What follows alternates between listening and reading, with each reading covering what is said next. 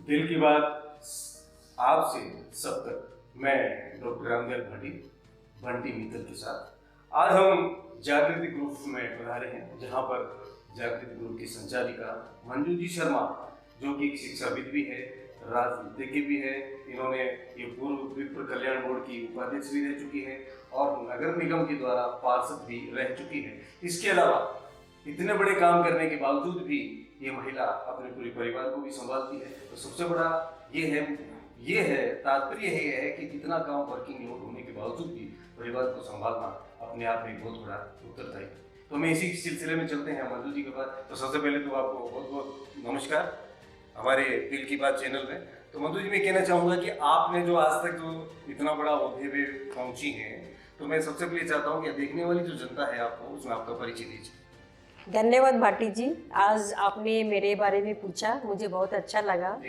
मैं ये बताना चाहूँगी कि मैं सामान्य परिवार में पढ़ी बली हूँ। मेरे माता पिता धार्मिक प्रवृत्ति के थे और एक सामान्य परिवार में मेरा विवाह हुआ।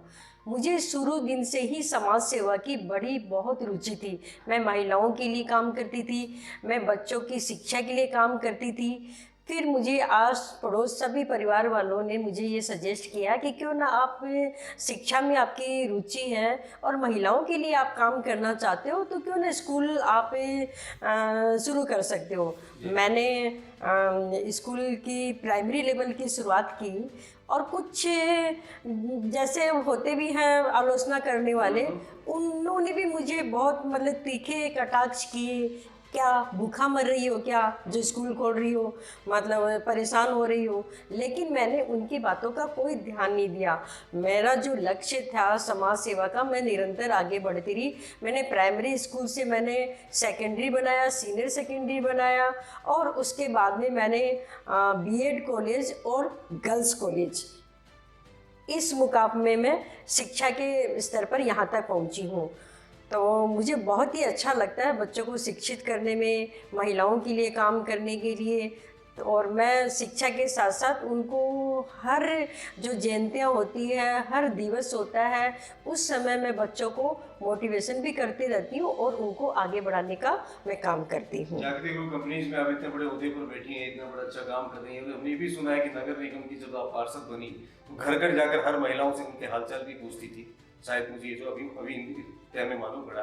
और उनके जहाँ भी प्रॉब्लम्स होती वहाँ पर आप खड़ी होती। जिस तरह आपने एक बात कही कि आलोचना है, और जब तक आलोचना ना हो तब तक आदमी उस ओहदे पर नहीं पहुँच पाता। आलोचना भी होनी बहुत जरूरी है।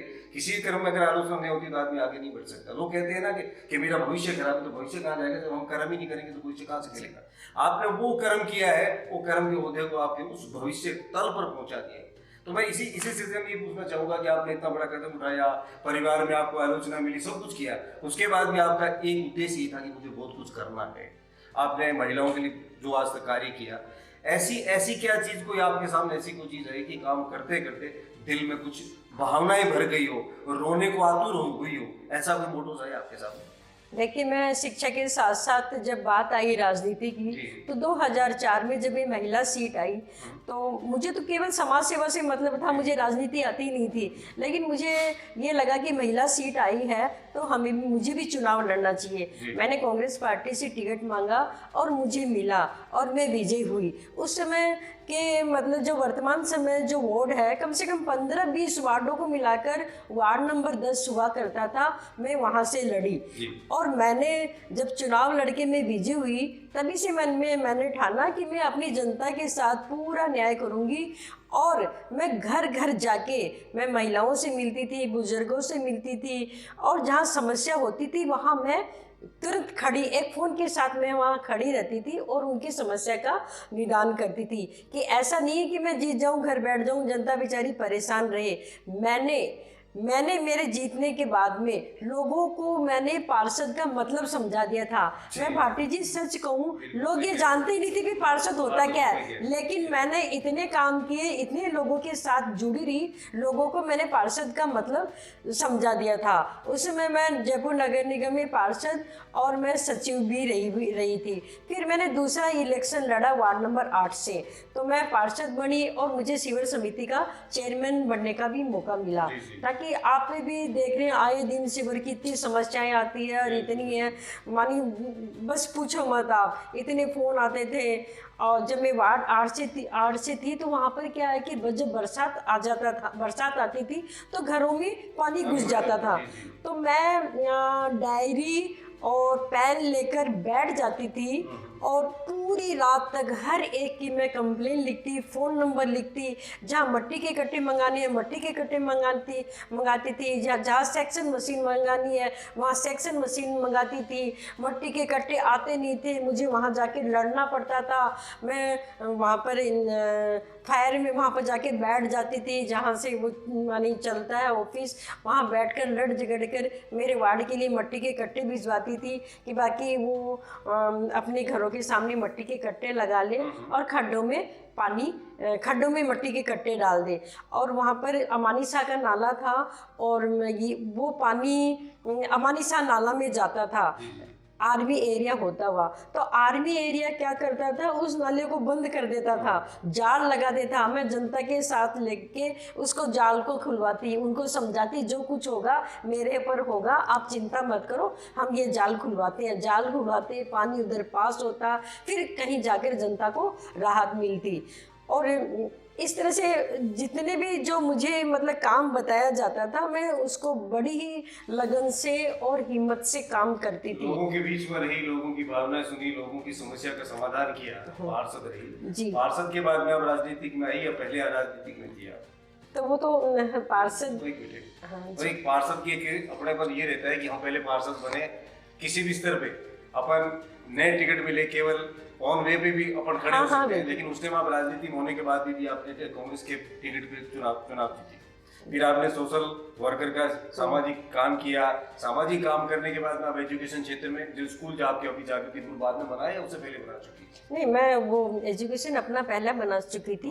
मैं 91-92 में मैंने रजिस्ट्रेशन करा लिया था स्कूल का, तभी से मेरी स्कूल की शुरुआत है, तभी से मैंने प्रारंभ किया। अभी तक आपकी शिक्षा के क्षेत्र में जितनी महिलाएं, ये बच्चे जो निकले हैं, किन किन ओहदों पर पहुंच चुके होंगे आज तक, या कुछ ध्यान होगा आपको? नहीं, बिल्कुल हमारे स्कूल से पढ़े हुए, हमारे बीएड कॉलेज से पढ़े हुए बच्चे, आरएस अधिकारी, फर्स्ट ग्रेड के टीचर, बिजली विभाग में, और कई बच्चों का खड़गपुर इंजीनियरिंग वहाँ पर भी एडमिशन हो गया था।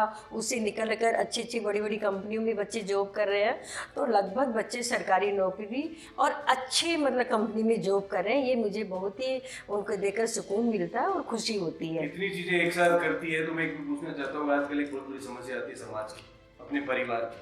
मतलब काम करने के बाद भी आप अपने परिवार को किस तरह संभालती है? उन महिलाओं को बताइए जो महिलाएं पढ़ने लिखने के होने के बाद भी अपने परिवार को रोंगती चली जाती है, उनके बारे में। देखिए, मैं ये बात मानी ये कहना चाहूँगी, चाहे ये संदेश मान लो, चाहे मैंने अपनी बीती करा रही हूँ या मैं महिलाओं के लिए कुछ कहना चाह रही हूँ, ये बात सही है। जो पहली प्रायोरिटी है अपने परिवार की जिम्मेदारी है, चाहे अपनी नौकरी करें, चाहे पार्षद बने, या चाहे अपना उद्यम स्टार्ट करें, लेकिन अपनी फर्स्ट प्रायोरिटी अपने परिवार की है। परिवार की जिम्मेदारी मैं पूरी करती थी, पूरी निभाती थी। और मैं आपको ये बताना चाहती हूँ कि मैं 4 पीढ़ी के साथ रहती हूँ। मेरे सास ससुर, हम, हमारे बच्चे, फिर उनके बच्चे, इतना हमारा सामंजस्य है। हम सारे परिवार वाले मिलजुल के रखते हैं। सब एक दूसरे की समस्या माने सुनते भी हैं, पहचानते भी हैं और समझते भी हैं। मुझे परिवार का बहुत सपोर्ट मिला और मैं भी परिवार के लिए माने तुरंत खड़ी होती हूँ कि भी मेरी ये समाज सेवा, ये शिक्षा के कारण मेरे परिवार को किसी प्रकार की परेशानी न हो। और मुझे भगवान का ये आशीर्वाद है कि मुझे किसी प्रकार की कोई समस्या नहीं आई। मैंने सारी क्षेत्र ढंग से संभाले हैं, परिवार की जिम्मेदारी ढंग से संभाली है। और परिवार में मैं बड़ी बहू हूँ, तो मेरे घर में देवरों की भी शादी हुई है, उनके बच्चों की भी शादी हुई है। उस समय भी मैं पूरी भूमिका एक बड़े के रूप में निभाती हूँ। आपने भूमिका निभाई, परिवार में निभाई, एजुकेशन भी निभा रही है, समाज के भी निभा रही है, और अपने जो मोहल्ला है उसको भी आप संभाल रहे हैं। मतलब ये देखिए कि पूरा साम्राज्य आपके साथ में खड़ा है। अब मैं इसके चलते मैं ये कहना चाहूँगा कि शिक्षा के क्षेत्र में अपनी महत्वता देते हैं कि वे घर में बेटी को पढ़ाएं। बेटी जब पढ़ जाती है, सब कुछ करने के बाद ही बेटी अपने को छोड़ के चली जाती है बिना पूछे और माँ बापों को नकारात्मक करते हुए, तो उन बेटियों के लिए क्या कहेंगे? देखिए, ये इनमें मतलब अपने संस्कारों की कमी है। मैं उन बेटियों से ये कहना चाहूँगी कि आप कुछ भी करें, अपने संस्कार अपनाए, अपने संस्कार के अनुरूप आप कार्य करें, जिससे आपके जो माता पिता ने आपको जन्म दिया, आपके जन्म के समय खुशी हुई है, आपको इतने लाड प्यार दुलार से आपको पाला है, आपकी जो भी समस्या आप अपने माता पिता से शेयर कीजिए। ऐसा नहीं है कि आप बिना बताए अपनी मर्जी से शादी कर ले। आपके परिवार, आपके माता पिता आपके शुभचिंतक है, आपका बुरा नहीं चाहने वाले हैं। तो मैं बच्चों से यही कहना चाहूँगी कि अपने संस्कार, अपनी परंपरा को ध्यान में रखते हुए जो भी अपनी दिल की बात है वो माता पिता से शेयर करें, फिर अगला कदम उठाए। उनको बिना बताए इस तरह के बड़े कदम नहीं उठाए, क्योंकि आप अपनी माता पिता के बिना बताए आप यदि बड़े कदम उठाओगे तो आपको पछताना पड़ेगा। पहले जमाने में ये होता था कि बुजुर्ग जो शायद फैसला करके आ जाते थे, शादी फाइनल होती थी, बिल्कुल होती थी ना। और उस टाइम भी घर ऐसे चलते थे, कोई सोच नहीं सकते। उसमें भी महिलाएं कम पढ़ी लिखी होती थी, बात है ना। और आज तक इतनी पढ़ी लिखी होने के बाद भी कुछ ऐसे नकारात्मक कार्य कर बैठती कि परिवार को नीचा देखना पड़ता है।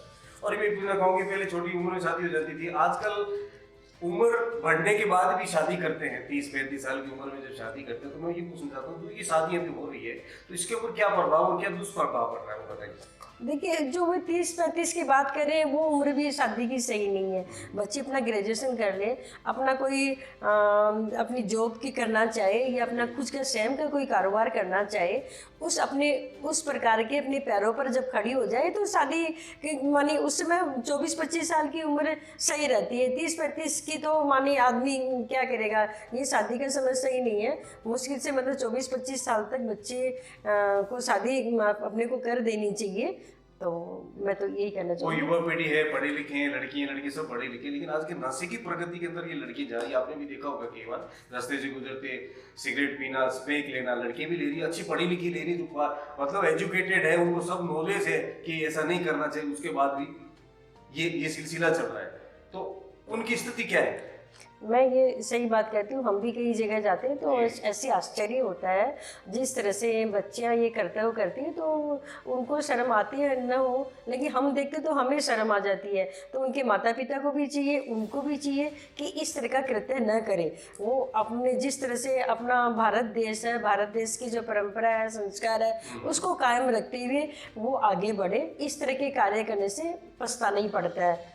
आने वाली युवा पीढ़ी है, लास्ट में जाते जाते उनको, जो जनता आपको देख रही है, जनता देख रही है, उनको क्या संदेश देना चाहिए युवा पीढ़ी को जो अलगल की भावनाओं में भटक रही है? मैं युवाओं से यही कहना चाहूँगी, आपको जो लक्ष्य है उसी पर आप ध्यान दें, न कि ये आप नशे से और मानी गलत कामों के ऊपर जाकर आपका जो लक्ष्य है उस पर आगे बढ़िए। ये ऐसा नहीं है कि आप केवल साइंस पढ़ोगे तो साइंस में स्कोप है, ऐसा नहीं है। चाहे आप साइंस के स्टूडेंट हो, चाहे आप कॉमर्स के हो या आर्ट्स के हो, सभी फील्ड में बहुत सारे ऑप्शंस हैं, बहुत सारी संभावनाएं हैं। जिस फील्ड में आप हो उसी में आप लगातार एक लक्ष्य निर्धारित करो, निश्चित रूप से आपको सफलता मिलेगी। अभी आपके सामने शिक्षाविद जागृत ग्रुप के जो संचालिका है मधु जी शर्मा ने जो बड़ी इतनी बातें बताई है, तो मैं आप सभी से निवेदन करूंगा कि इन बातों को ध्यान रखते हुए फिर आपके सामने नेक्स्ट हम चलेंगे दिल की बात की ओर। मधु जी को बहुत